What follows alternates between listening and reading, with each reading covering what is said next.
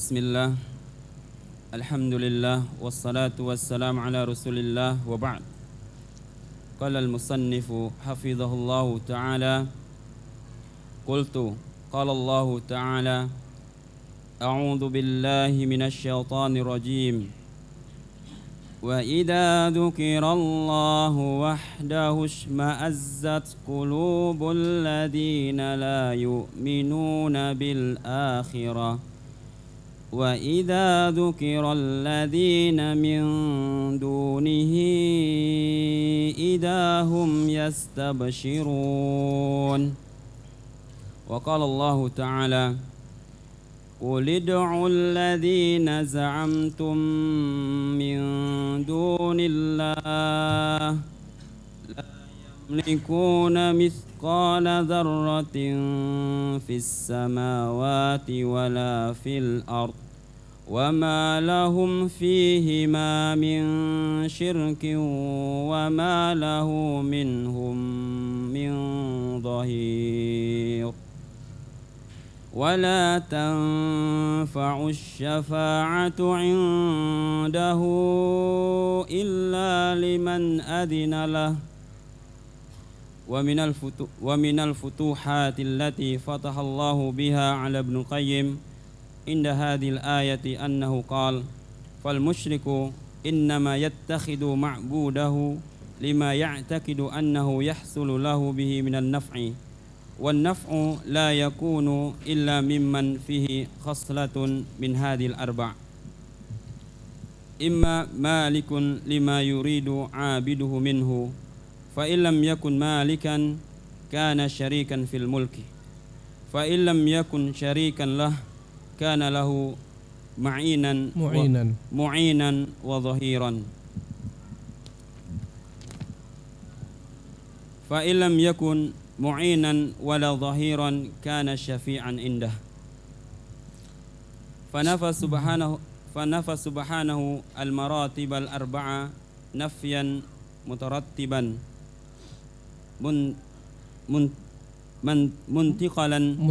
منتقلا من الأعلى إلى ما دونه فنفى الملك والشركة والمظاهرة والشفاعة التي يظنها المشرك وأثبت شفاعة لا نصيب فيها للمشركين وهي شفاعة بإذنه فكفى بهذه الآية نورا وبرهانا ونجاة وتجريدا للتوحيد وقطعا لأصول الشرك ومواده لمن أقلها كمل. قلت وكون المشرك لا نصيب له في شفاعة الشافعين معلوم من نصوص كثيرة منها قول النبي صلى الله عليه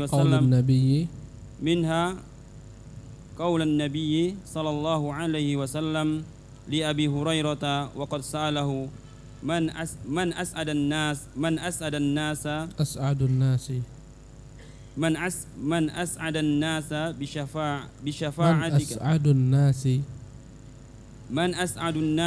بشفاعتك يا رسول الله قال أسعد الناس بشفاعتي من قال لا إله إلا الله خالصا من قلبه.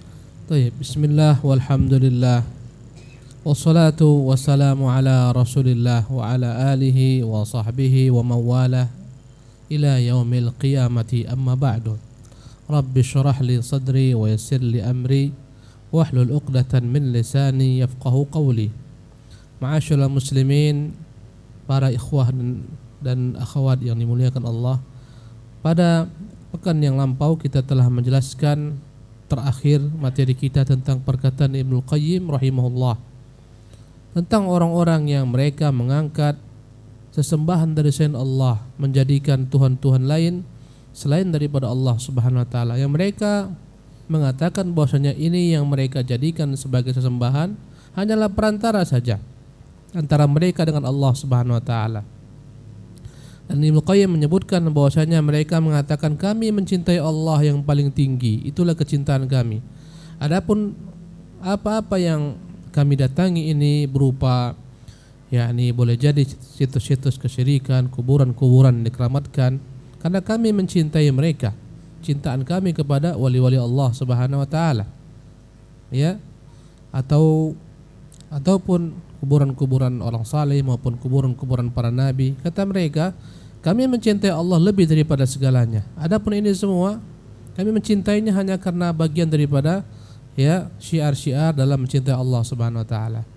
Padahal hakikatnya kata Ibnu Qayyim rahimahullah tabaraka taala, jika diganggu ya disebutkan kejelekan amalan-amalan mereka, bahwasanya Tuhan-Tuhan yang mereka sembah atau segala macam bentuk sesembahan dari selain Allah Subhanahu wa taala yang mereka anggap dapat mendatangkan manfaat, menolak mudarat, jika disinggung maka mereka akan marah. Ya, bahkan mereka mungkin akan memaklumkan peperangan terhadap orang-orang yang menyinggung cara beragama mereka. Mereka akan mengatakan kalian adalah orang-orang yang anti kepada para wali Allah. Kalian adalah orang yang benci kepada wali-wali Allah Subhanahu wa taala. Kamilah orang yang tahu bagaimana memuliakan wali-wali Allah Subhanahu wa taala.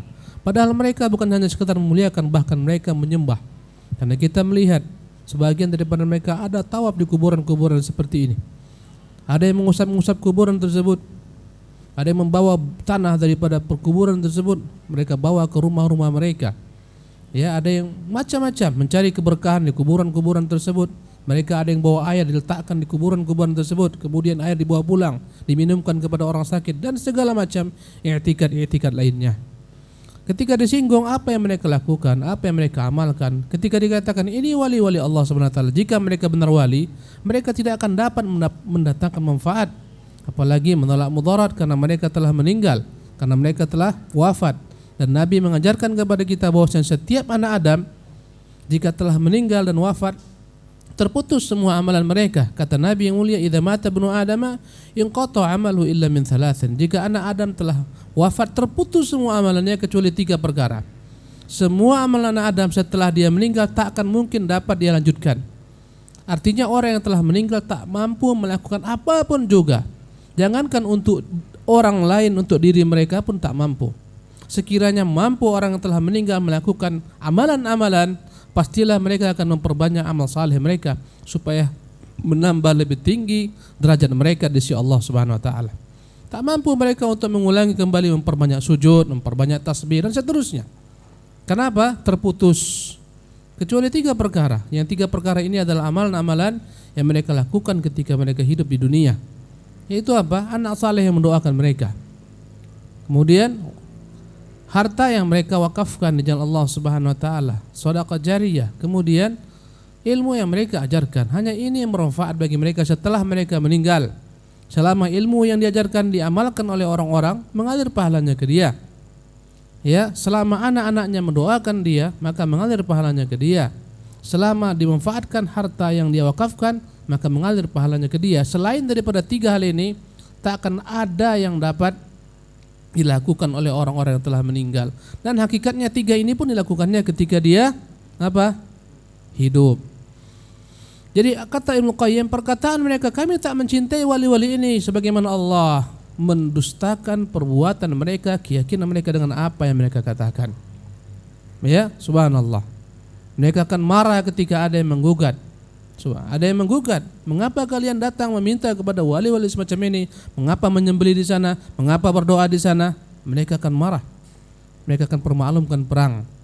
Kemudian pada ayat ini Ibnu Qayyim rahimahullah menyebutkan bagaimana yakni lemahnya segala sesuatu yang diyakini dapat mendatangkan manfaat, menolak mudarat daripada selain Allah Subhanahu wa taala. Apapun juga.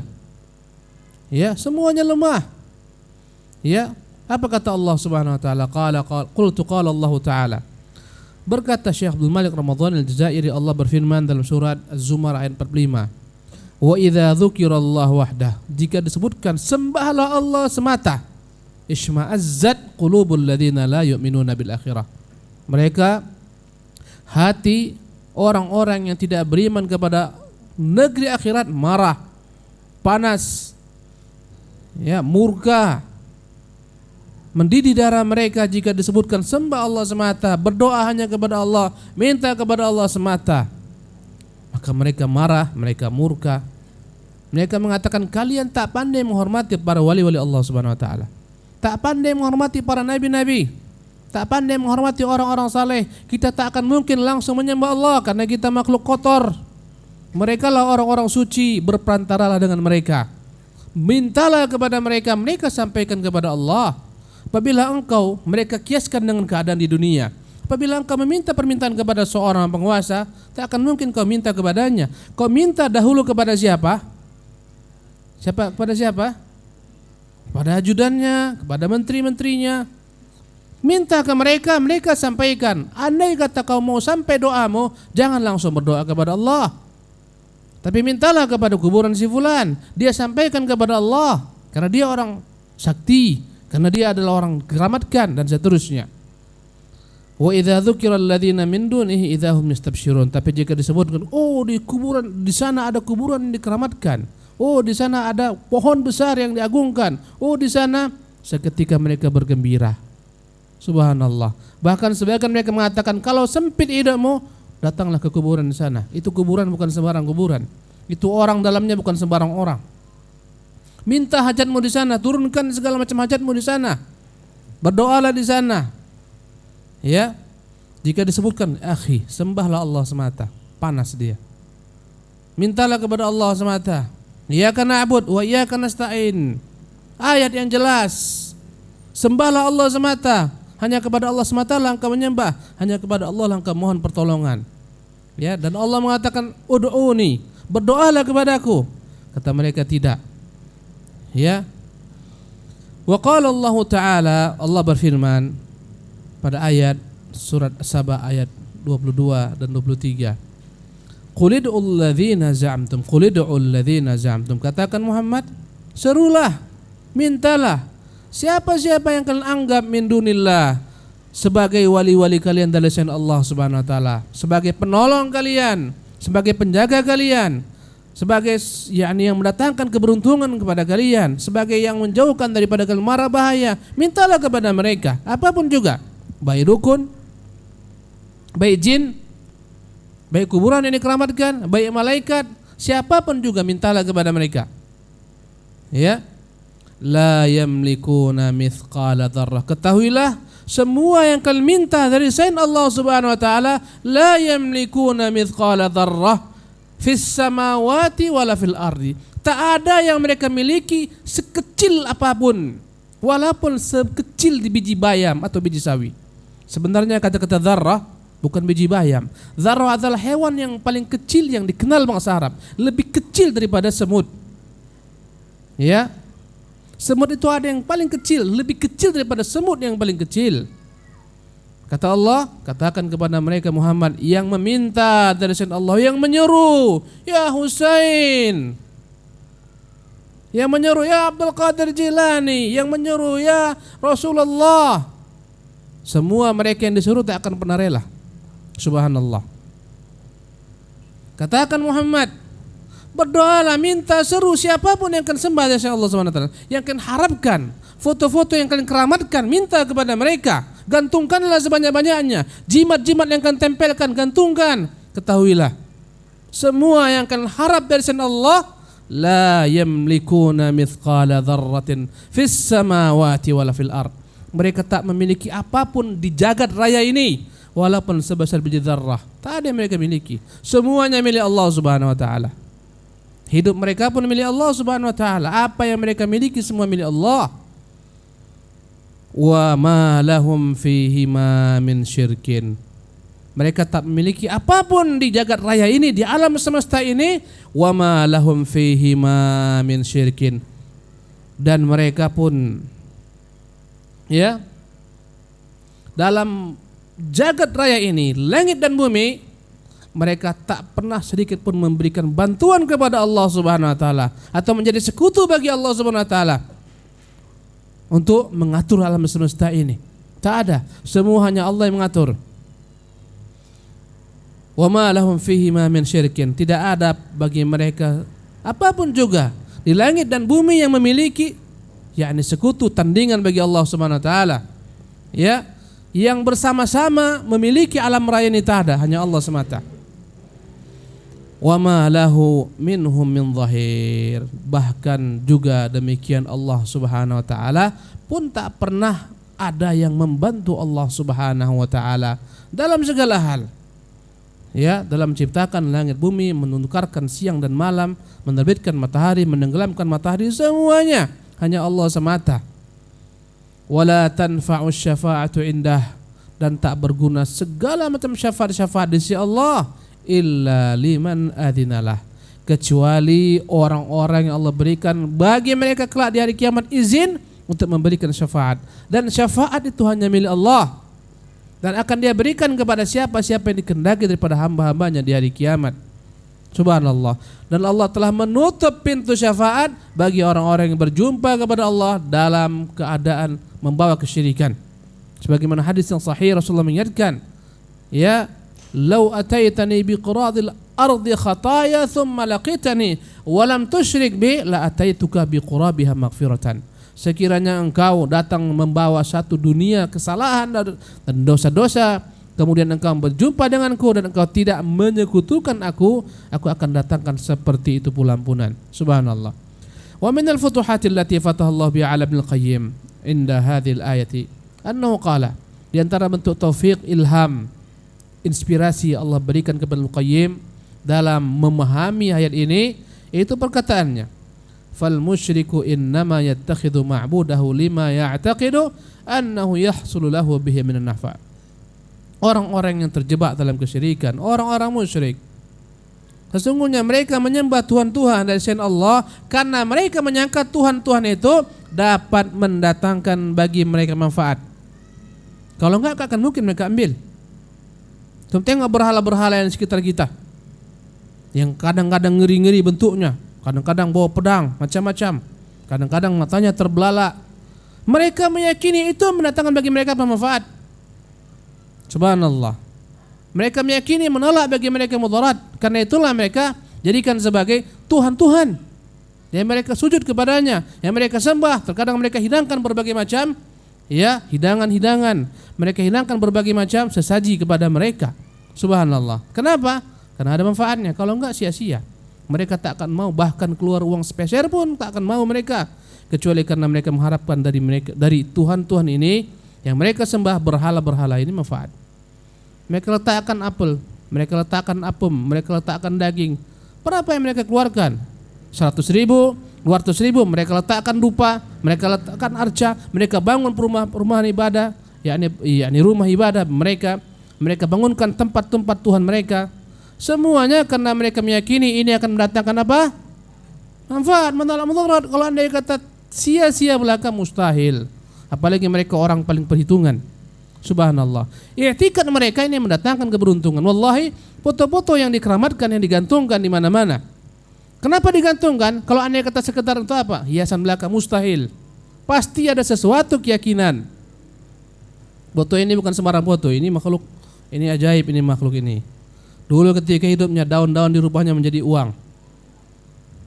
Subhanallah. Ya, ini wali Allah. Andai kata kita agungkan dia, Allah agungkan kita, Allah akan berikan rezeki kita. Ini etikat yang batil. Subhanallah. Tak mungkin dia tempel, bahkan dia beli foto, dia letak tinggi-tinggi, bingkai, kecuali diharapkan apa? Manfaat. Subhanallah. Apa kata beliau? Demikian juga orang yang datang minta penglaris ke dukun, orang yang minta jimat, segala macam, mereka meyakini ini dapat mendatangkan manfaat.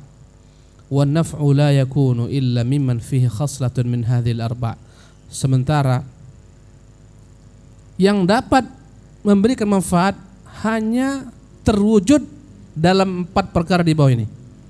Imma malikun lima yuridu abiduhu minhu. Pertama, yang dapat diharapkan daripada manfaat adalah yang memiliki segala sesuatu yang diharapkan daripada hamba-hambanya. Tuhan yang memiliki segala sesuatu, ya, darinya lah akan dapat segala sesuatu.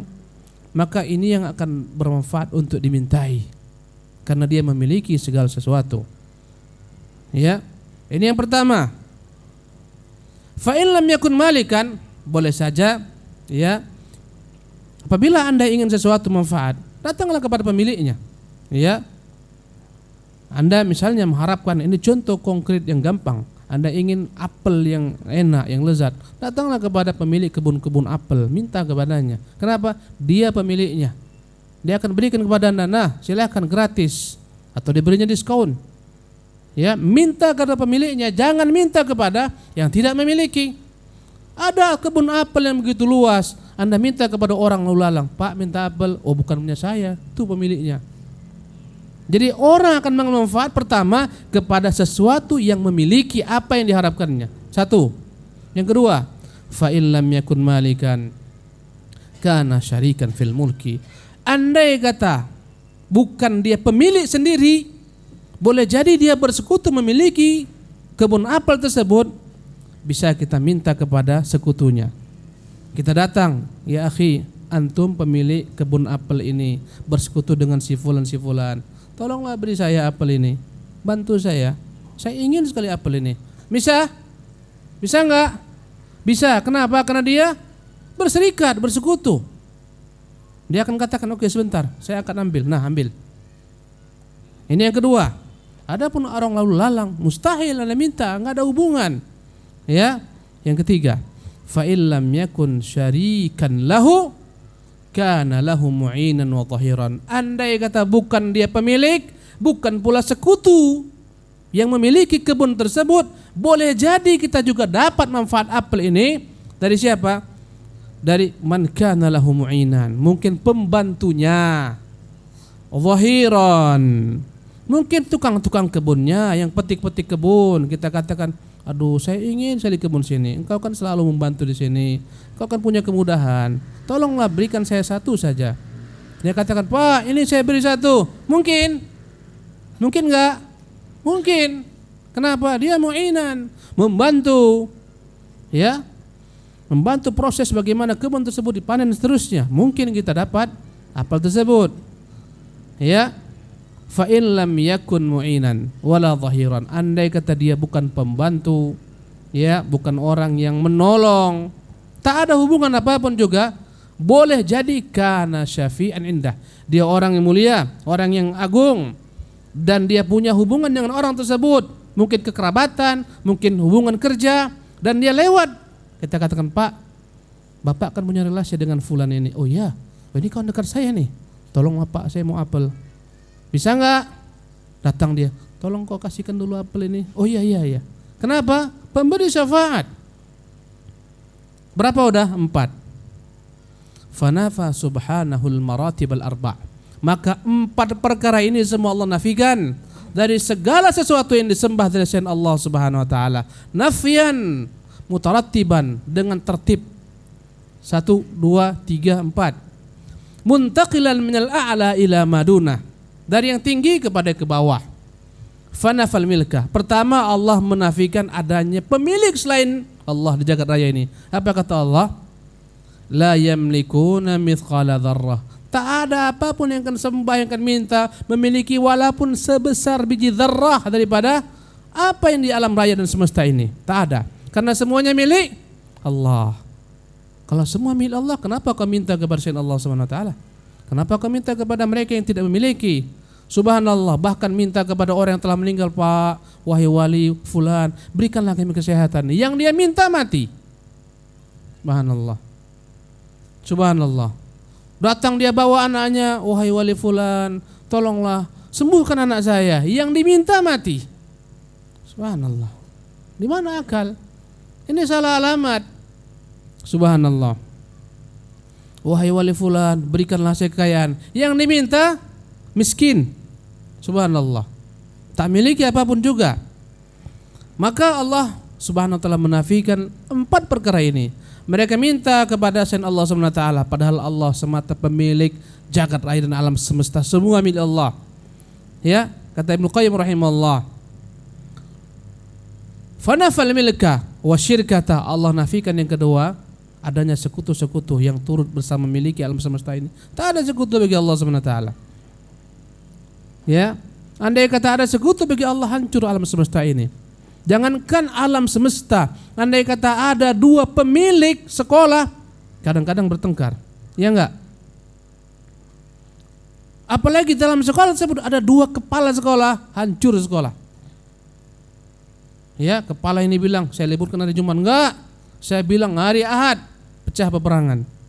Atau terbagi 2 ke sekolah. Akhirnya masing-masing kita bagi 2 aja lah, pecah kongsi kita bagi 2, ya kan? Subhanallah. Andai kata ada 2 Tuhan, subhanallah. Yang satu katakan ku terbitkan dari arah timur, oh enggak, aku mau dari arah barat. Andai kata yang satu mengatakan ku terbitkan dari arah timur, oh aku ikut saja. Ini bukan Tuhan yang ikut-ikutan. Subhanallah. Ya. Karena itulah Allah mengatakan qul law kana fihi ma alihatun illallah la fasadata. Katakan Muhammad, andai kata di alam raya ini, langit bumi, ada Tuhan-Tuhan dari sana Allah Subhanahu wa taala, akan hancur alam semesta ini. Lihatlah agama-agama luar Islam, ada dewa pencipta. Setelah diciptakan sama dewa, datang dewa perusak, ku hancurkan.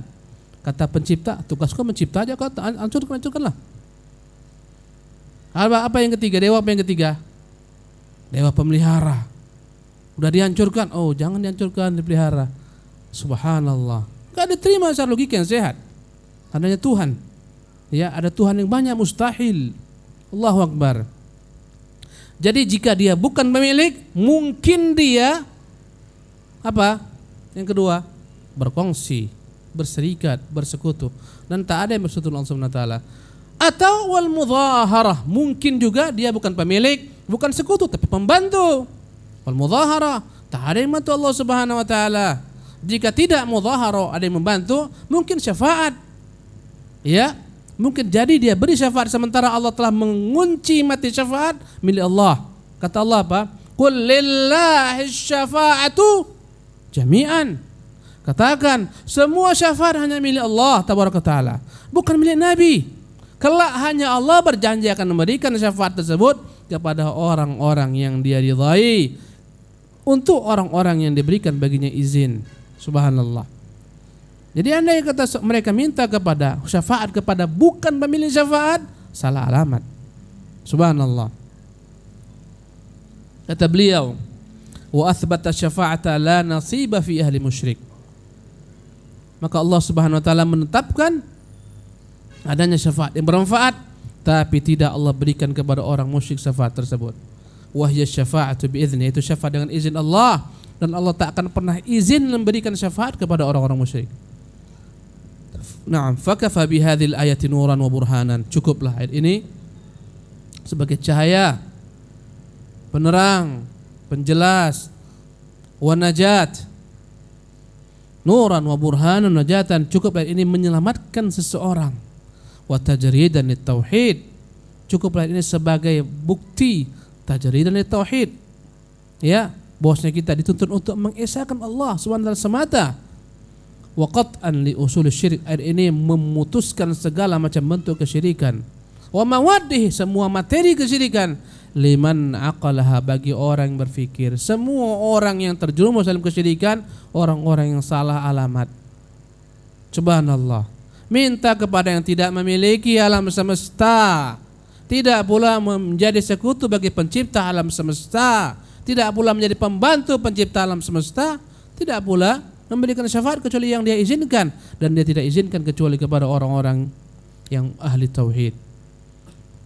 Qultu wa kaunul musyriki la nasiba lahu fi syafa'ati syafi'in ma'lumun min nususin katsirah. Aku berkata, yakni Syekh Abdul Malik mengatakan, orang musyrik tak akan punya bagian untuk mendapatkan syafaat orang-orang yang beri syafaat di hari kiamat adalah perkara yang telah diketahui min nususin katsirah, dari banyak nas-nas. Minha qaulun Nabi, di antaranya Nabi bersabda sallallahu alaihi wasallam di Abi Hurairah. Rasulullah bersabda kepada Abu Hurairah, waqad sa'alahu, ketika Abu Hurairah bertanya kepada Rasulullah, man as'adun nasi bi syafa'atika ya Rasulullah, siapakah kelak orang yang paling beruntung akan memperoleh syafaatmu ya Rasulullah?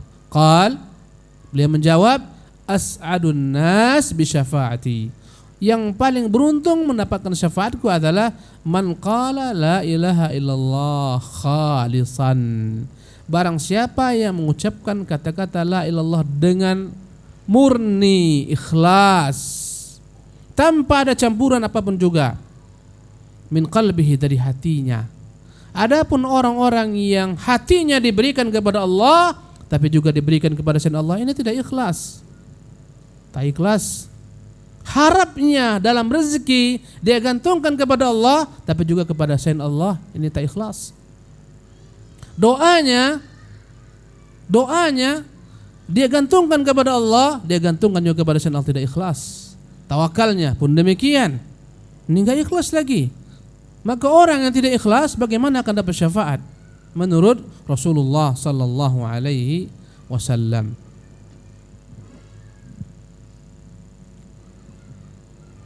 Kita padakan sampai sini ikhwatul kiram rahimakumullah.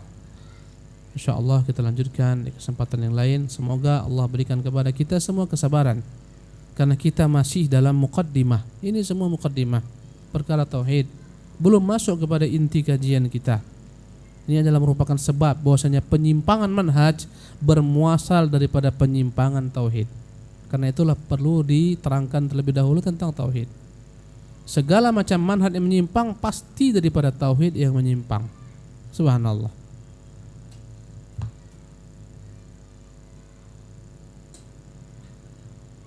Ustaz, bolehkah kita berdoa seperti ya Allah dengan berkah yang dimiliki oleh Syekh Fulan?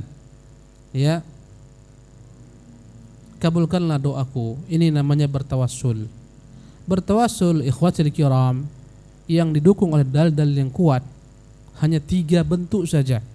Pertama, bertawassul kepada Allah dengan nama-namanya, dengan sifat-sifatnya. Katakan ya Allah, wahai Tuhan, Engkaulah Maha Pemberi rezeki, ya Razzaq, urzuqna, berilah kami rezeki.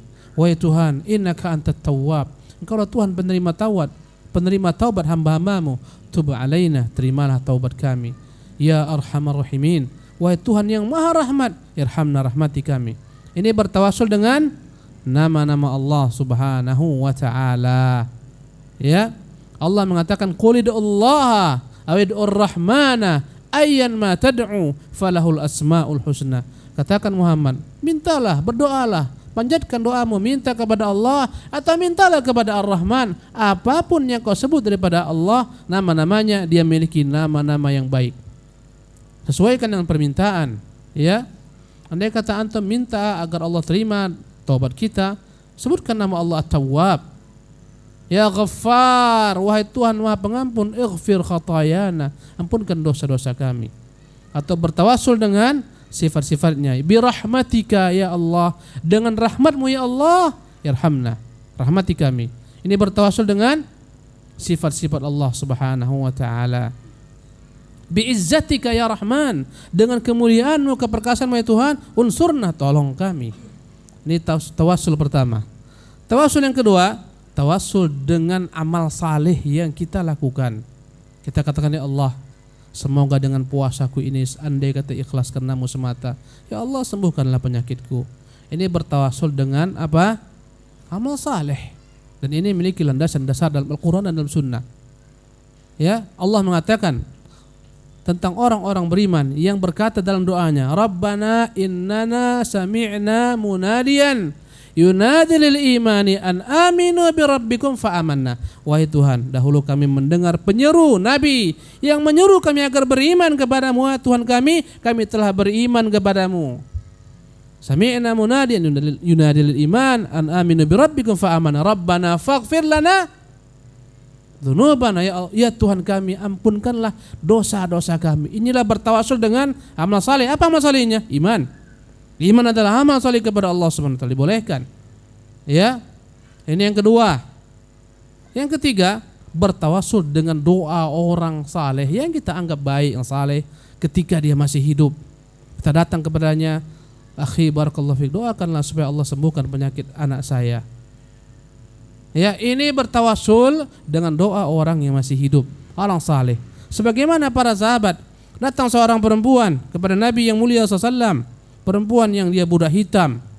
Dia berkata, ya Rasulullah, mintalah kepada Allah SWT agar Allah menyingkir penyakitku ini. Kenapa? Dia senantiasa, andai kata datang kumatnya, subhanallah, dia kena penyakit ayan. Andai kata datang penyakitnya, seketika dia jatuh, terkadang tersingkap auratnya. Kata dia, ya Rasulullah, inni kuntu usra, aku selalu ya Rasulullah tak sadar diri. Ya, sebagian mengatakan dia terkena penyakit ayan, sebagian mengatakan dia terkena jin kesurup, yakni jin akhirnya jatuh. Ya, Ya Rasulullah, berdoalah kepada Allah agar Allah menyembuhkan penyakitku. Kata Rasulullah, maukah engkau bersabar dan bagimu kudoakan surga, kujamin bagimu surga? Kata dia, ya Rasulullah, aku bersabar, semoga Allah berikan bagiku surga. Maka Nabi memberikan baginya garansi baginya surga selama dia mampu bersabar. Subhanallah. Bayangkan, dia pilih tetap dengan sakitnya selama dia mendapatkan surga. Karena itulah Hasan Basri, ya, ketika melihat perempuan tersebut tawab, datang salah seorang sahabat Ibnu Abbas, kok saya tidak khilaf, dia katakan, hai Hasan, kau mau tahu perempuan ahli surga? Tuh lihat, dia sedang tawab. Dilihat Hasan Basri, seorang perempuan budak hitam yang tawab. Dia itu yang datang kepada Rasulullah berkata, ya Rasulullah, aku selalu kesurupan, ya, aku selalu ayan. Mintalah kepada Allah agar Allah SWT menyembuhkan penyakitku. Kata Rasulullah, awa ghairu dzalik tasbir falakil jannah. Apakah engkau mau yang lain pilihan? Engkau bersabar bagimu surga? Kata dia, bala asbir ya Rasulullah. Bala asbir ya Rasulullah, saya sabar. Subhanallah. Tapi ya Rasulullah, aku malu andai kata aku kumat, tersingkap auratku. Allahu Akbar. Ini perempuan yang mulia, budak hitam tapi mulia, tahu menjaga kehormatannya. Dia malu andai kata dia dalam kondisi kumat, kesurupan, terbuka, tersingkap auratnya. Dia malu kepada Allah SWT, malu terhadap manusia. Orang sekarang sengaja menyingkap auratnya, ya dan billah. Maka Rasulullah berdoa kepada Allah, akhirnya tiap kali dia kesurupan, Allah jaga auratnya tidak tersingkap. Subhanallah. Ini menunjukkan dia meminta kepada Nabi. Maka ini tawassul yang boleh. Adapun tawassul dengan selain ini, tawassul yang tidak memiliki landasan-landasan syar'i yang kuat, dalil-dalilnya tak ada. Bahkan tak boleh katakan, ya Allah, dengan hak Nabi yang mulia SAW, kabulkan doaku. Tak pernah Nabi ajarkan dalam hadis-hadis sahih. Itu Nabi, apalagi selain Nabi, apalagi orang-orang yang kita tidak menerima nas dari Allah SWT. Wahai Allah, dengan perantaran Syekh Abdul Qadir Jilani sembuhkan penyakitku, contohnya. Wallahi kita muliakan Syekh Abdul Qadir Jilani, dan dia ulama besar, dan dia punya kitab, dan dia adalah merupakan qudwah, panutan. Tapi beliau pun tak akan pernah rela dilakukan seperti ini bagi beliau. Subhanallah. Ya. Maka hal-hal semacam ini adalah ibadah, dan ibadah syaratnya diterima Allah SWT jika terkumpul padanya dua syarat. Pertama ikhlas, yang kedua ikut contoh Nabi, dan yang tidak ada pada contoh dari Nabi SAW. Subhanallah. Wallahu tabaraka wa ta'ala alam, wa sallallahu wa sallam ala nabiyina Muhammad. Assalamualaikum warahmatullahi wabarakatuh.